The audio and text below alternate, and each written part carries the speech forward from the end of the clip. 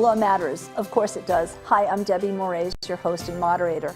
As we tell you, this program has been created to educate, inform, and help you with the law matters because the law matters. Understand the law better, and you're in a better position to decide how to protect yourself, your family, and your business. We continue to provide information and resources that'll help you to determine whether you want to contact a lawyer. Perhaps we'll be able to help you decide that you can handle some issues yourself. If you do decide to contact a lawyer, you'll be better prepared, and as a result, so will the professional with whom you connect. Our goal, of course, is to help you achieve the best possible results while saving time and money.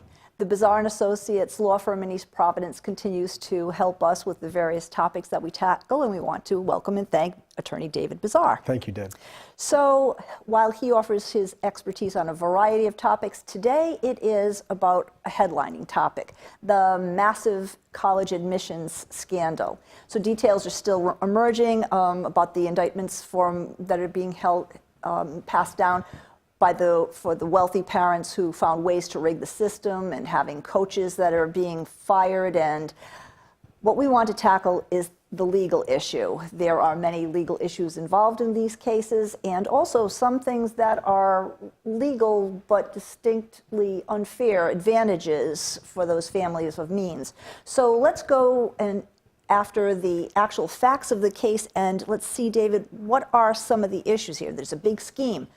Is it unfair? What's illegal? Well, talking about just what's legal and what's not legal is very different from what's fair and what's unfair. So in the federal case that's been brought, there are a lot of different things that happen in that case, different things with different people that violate different laws. For instance, there's issues of bribery, illegal. There's issues of for me, somewhat arcane laws, federal laws. Such as? Well, mail fraud. What was that, David? What's part of that? Well, mail fraud is when you use the U.S. mail system to commit a crime. And so it's just by putting something in the mail, maybe the check to whoever it was going to. The check? What about the application that the student ultimately submitted? Yeah, because if the application is fraudulent and it goes through the mail, it can violate the federal law on mail fraud. So would the test prep companies or the ACT or the SAT companies which submitted those test results to USC or Yale or wherever else, they might not have known that someone had tampered with them. They receive them. Who's in trouble? The test prep company? The test prep company, unless they're a party to the conspiracy to commit fraud, wouldn't be an issue because they didn't know the fraud was being perpetrated, theoretically. So unless, what are they called these days? It used to be Princeton Review back in the day. Unless they knew how the fraud was being done and participated in it, then they don't have any culpability in the whole scheme. What about the racketeering conspiracy of which they speak? So again, federal law, RICO, racketeering, influence, corruption, really designed initially or used initially to go after the mafia and all of those families involved in corrupt business and doing it as a group. So if there's a group of people who are conspiring to break federal law, that's avenue that the government has used in the past in areas outside of the mafia type of cases to bring indictments and to hold people accountable for their actions. So that's what they're sort of trying to fit some of the aspects of this case into. So they refer to Singer, the man who was the fixer or the arranger. Yep. He is considered to be on the hook for racketeering. Is that because of the scope of it? Is that what elevated it to a racketeering charge? Yeah, I think because there's a number of individuals involved, first of all, and it's multifaceted. So it's the parent, let's just say, who is involved with Singer, call him the central figure, because like he's the center of the wheel and all the spokes come off of there. And then from the parents to him, it goes to and for example, the coach who is involved in helping to commit the fraud, that they're going to claim that the student athlete is really a high-level recruit and we need them to be accepted to the school on the basis of their athleticism, and we're recruiting them in those purposes. So now the three have conspired to commit the fraud on the school. Okay. And when they talk about taking a learning disability waiver and having someone else sit in for the ACT, that's outright cheating. When they talk about cheating, are all of those things, we know they're all wrong, are they all illegal? And are they worthy of high prosecution of some sort? Not everything that people do for an advantage to get into a school is cheating. And there have been issues for years and years and years that some people think it's wrong, some people think it's the way of the world, and that type of thing. So uninvolved with this case, but things that happen are, for example, many schools, when they are doing the profile of the class they want, have certain characteristics they're looking for to make it a well-balanced, diverse class. And we've talked in the past about the cases where some people have claimed that there's reverse discrimination or discrimination in the Harvard against the Asian students concerned about it because they had the better qualifications, they were well-rounded, and then someone said they're not qualified, they're not as well-rounded, or they're too quiet, or whatever, not what we want. Or we could fill the whole class up with students who met their qualifications, but we won't have a well-rounded, diverse class, and we should be allowed to pick our the student body the way we want to fill that. There's one side. Then there's the legacy children. Those are children whose parents have gone to the school or generations have gone to the school, and they may be treated differently in the view of others than other applicants who don't meet that criteria. Is that wrong, or is that just, is it illegal, or is it wrong? It's not illegal. Some say it's wrong, some say it's not, and we can go through all the pros and cons of all of it. There's also the children of parents who can afford to give a building or an endowment fund, and the school builds the building or takes the money for the endowment fund, and they accept the child who may or may not be qualified as some of the others, maybe. And then there was the story in the newspaper, I'm going to say fairly recently, but it's probably a little bit ago, about a very wealthy person affiliated with Brown University who had dinner for family, friends, and other children of wealthy people or influences or celebrities or whatever, privately held, but some sponsorship in the sense of some support from the university. And there are those who say that's elitism, it's wrong, it shouldn't be allowed, the school shouldn't be associated with that. And the other side of that coin is they are doing it for development purposes because they want these folks down the road to be the ones who fund the next $1 million, $2 million, $5 million gift to fund financial aid so that they're able to accept students need blind, so that they're able to give financial aid awards to people who need that kind of assistance. So is it right or is it wrong? It depends, I guess, on really your point of view and how you look at it. So as you described it, and as I mentioned at the top of the session, there are some things that don't seem right, that don't seem kosher, but they're not illegal. And the legacy issue isn't an illegal issue, it's not a legal issue. Right. Even when they talk about the front door versus the back door, and they were referring to that in this scandal situation where someone was coming in as an athlete. Problem was, they weren't an athlete. These people weren't athletes. In fact, the photos weren't even of their own body. Singer, I believe, is accused now of photoshopping a head with another more athletic body. All of those things, that's cheating, that's illegal. But having someone come in as an athlete, a student athlete, and they want to fill that program with more soccer players or girls soccer players or whatever it is, that part of it isn't illegal. It's just when you're doing things that are So the difference is this, and the argument has always been that the university or the college wants to fill its students, a class with a diverse group of students. But they also want to have, in many cases, USC a successful football team, or a competitive basketball team, or a squash team, or a crew, I think that was crew in that case, a competitive crew team. And so the school is allowed to give preference for acceptance to a student who fits that criteria that they deem is otherwise admissible to the school, and gives that person an in or an advantage. What's not reasonable and not legal, as you raise it, is for you to conspire with other people to lead the school to believe that you fit that criteria, and therefore you're accepted under that basis, because it's a lie and it's a fraud, and you're getting them to do one thing when, if they knew the truth, they would do another. So you can't be part of the crew team when in fact you don't even row.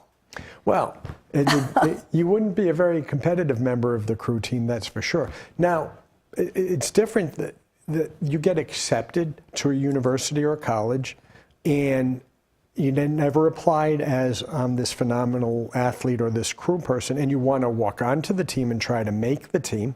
That is actually should be encouraged. It's really what the definition to me of student athlete should be. I'm Sure. at the school to be a student, but I want to be an athlete too. Whether or not you can compete and qualify, different story. So when we're talking about the crimes, how about the whodunit? We know that Mr. Singer is certainly one who's on the hook right now, and he's going to have some explaining to do. The 33 parents, some of them are celebrities, some of them not. The athletic coaches, some of them have already been fired, depends on the college, university. What do we think about the students themselves? Number one, should they be culpable? Should there be some repercussions? Some of them say that they didn't even know what was going on. Thoughts about how to handle that, legal or otherwise? Right. So I don't know where many of these students are in the process of going through the school that they were accepted to, but I think it would be wrong, my own personal opinion, for a student who's at a school, make one up, Yale, going into their senior year, had nothing to do with this, have been very successful in their college career. And what will throwing that student out of Yale do for the people who 4 or 3 years ago weren't accepted to the school? One person who wasn't accepted to the school because this person took their spot theoretically.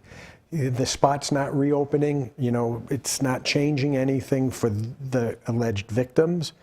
All we're doing is punishing what would otherwise, as you explain it, be an innocent person in this whole thing. Don't see the benefit from that. Could be a different story for a student who's a freshman at a school, now going to be a sophomore, who knew and participated in the conspiracy. Different. But I don't see punishing an innocent person who got caught up in something that they didn't even know about. I guess proving innocence will be an issue for some of them. As I understand it, some schools actually had policies in place, so there's really not even a discussion about it. If this situation takes place, the kid is out. Others, it's going to be on a case-by-case basis because there wasn't a policy. Suppose, as you say, the student got in the back door instead of the front door, the side door, let's say the side door, and he's surviving and he's thriving. To your point, why Right. remove him? Yeah, and especially if there is no solid or concrete proof that they had anything to do with it. If they did, that linkage is interesting. I have a different view of it. And if you have a policy and you want to apply your policy blindly, I have a problem with that too. If your policy is, well, if you were in the school and accepted and there was something that wasn't correct in your application, and our policy is we dismiss you as a result of that, and you had nothing to do with that, I really, and you're a senior, I've got a problem with the school just blindly following its own policy. However, point well taken. If it were the situation where you were getting help on the SAT, and you knew you were getting help on the SAT, and you knew or should have known that you weren't supposed to get that help, I have less sympathy for that situation. Or if the parent then paid the proctor, I think they're saying in some cases, the proctor or someone who was involved with it, to change the answer. And you didn't know. And you didn't know. Right. What are you supposed to do? I just think case by case is really the way to go. And I'm sorry to the colleges or university that have to take the time to make the right decision, but that's the way they should do it, in my opinion. So when we talk about the ones who are already named, indicted, how far does this go? I think about who's accountable, who's responsible, and to what degree. So the low-hanging fruit's been in the papers in the past few days. The colleges, some of them say, we didn't know what's going on. How far up the line or down the chain didn't they? Did know. And what about something like even the NCAA? If you are a person who's been admitted to school to play for basketball, baseball, whatever it is, shouldn't they know or do their own checks about what the student has done? Who should be legal, culpable, responsible? How far does this go, David? Start with the NCAA. If you're an NCAA Division I athlete, you go through a clearinghouse with the NCAA. The NCAA, as I understand it, does their own review of your records. And they have many times decided that certain applicants, and now we're talking about legit athletes. It's not a question of photoshopping my head onto a 6'11" person's body because I'm 5'9", maybe 10.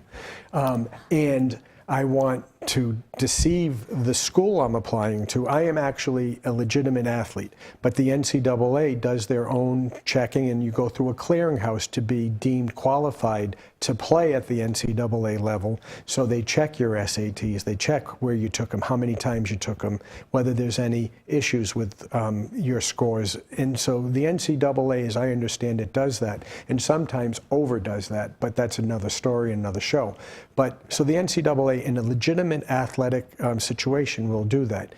For crew teams and other things like that, where it's not a question of whether or not you meet the criteria to play at a Division I level, but whether or not you're actually the athlete, that's a whole different issue, and it's not something the NCAA would really be involved with. Now the question is, was anyone in the school involved with it other than a coach or somebody who was actually getting paid illegally to make sure that you were submitted on a list of, these are the people I want the school to accept, because that's what coaches do. They let the admissions office, they work with the admissions office to let them know, these are the recruits that we are working with and we'd like you to admit them. And the school then still goes through a process to determine that they're eligible for admission hand in hand with the NCAA clearinghouse.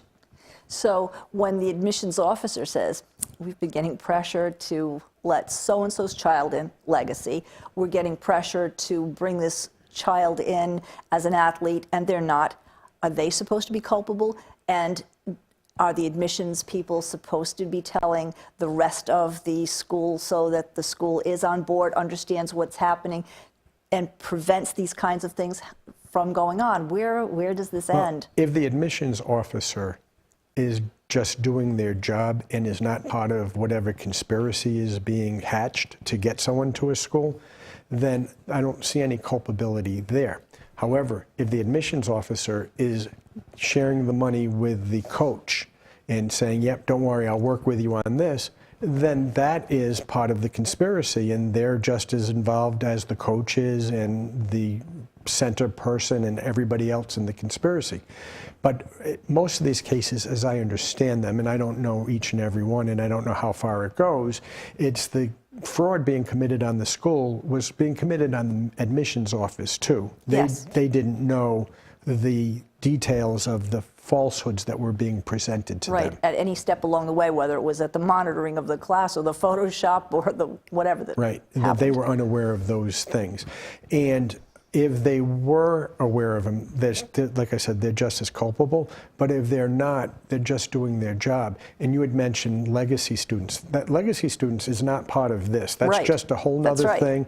Admissions offices have been dealing with that for years, hundreds of years. Absolutely. And so it's just another item for them to weigh in the admissions process. I know we had talked about that when you mentioned earlier about the Asian student. We were talking about affirmative action, and what was raised was the legacy students who came in and took, whether it was an Asian student or some other minority that was its own separate issue. Maybe it calls into question this larger topic, which is, I don't know, is affirmative action in schools, should that be revisited?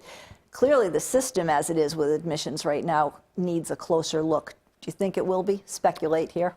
Well, I think some aspects of it will be, but I think that there has always been this argument as to what is a legitimate thing for a school to put some weight on and what's not. Legacy students, people who can donate money, those kinds of things, diversity, having a balanced class. All of those things have always been within the purview of an admissions office to design the class, that the incoming freshman class that they want. And to a large degree, I think that that's the way to do it.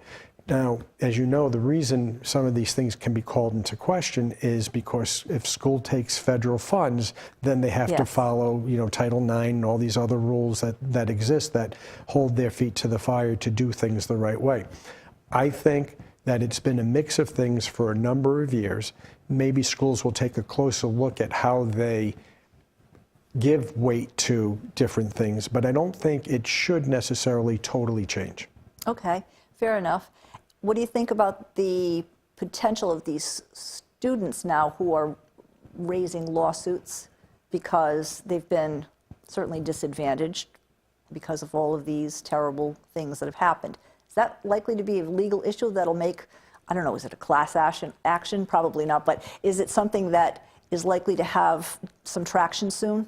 I don't really think it's any changed by this from as it would have been before this, because this is just a criminal enterprise. That's why they're using RICO, that really violates the current admission rules anyway. So it shouldn't have, because this happened, shouldn't impact people's rights and cases. If they had a case before, they'd have a case after. If they didn't have a case before, they shouldn't have a case after. But it may just get the schools to refocus a little bit on what's important to them and how they go about doing their admissions.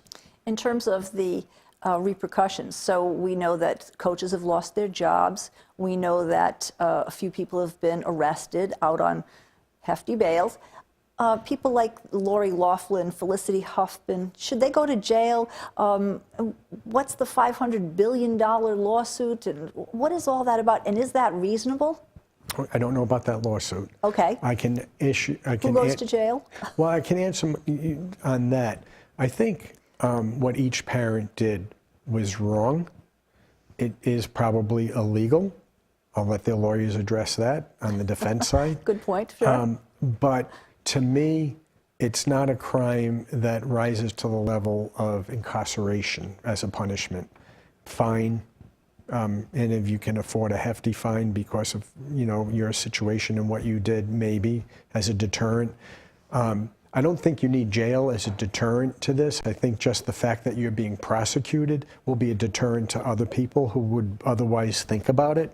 To me, this doesn't, and I don't know what the federal guidelines, sentencing guidelines are on these.